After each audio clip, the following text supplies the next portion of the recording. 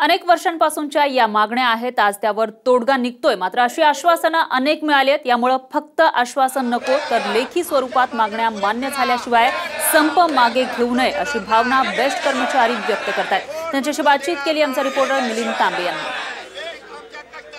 9 दिवस सलग तुम्ही हा लढा दिलेला आहे आणि 9वा दिवस कधी नव्हे तो इतिहासामध्ये या संपाच्या बाबत उगवलेला बघायला मिळतोय। काय एकूण सांगाल?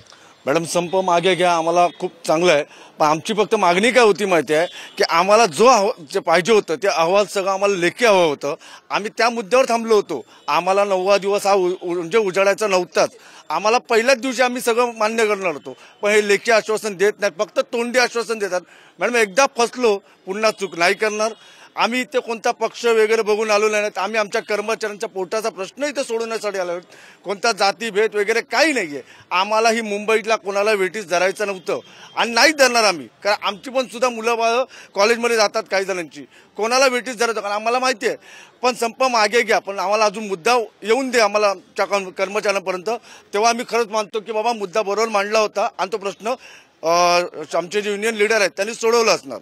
अगदी कोर्टाला स्पष्टपणे इशारा आहे माझा म्हणजे माझा वैयक्तिक नाही, कामगारांच्या वतीने मी बोलतो। सगळ्यांना फक्त आम्ही एक लेटर देतो तुम्हाला, आम्हाला फक्त आत्महत्येची परवानगी द्या। आम्ही 2,40,000 जण आत्महत्या करतो आमच्या मुलाबाळासहित।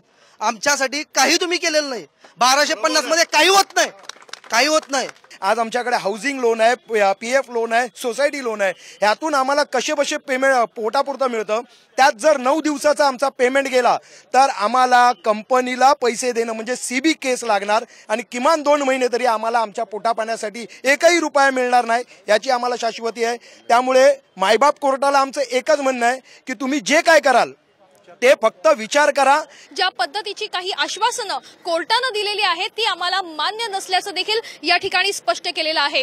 जी आश्वासनं दिली आहेत ती पाळली तर उत्तम, मात्र नाही पाळली तर पुन्हा एकदा अशा प्रकारे जे आहे ते कामगार एकत्र येऊ शकतील असा इशारा देखील त्यांनी या ठिकाणी दिलेला बघायला मिळतोय। कॅमेरापासून राकेश नेरुळकर, वैदेही काणेकर, साम टीव्ही न्यूज।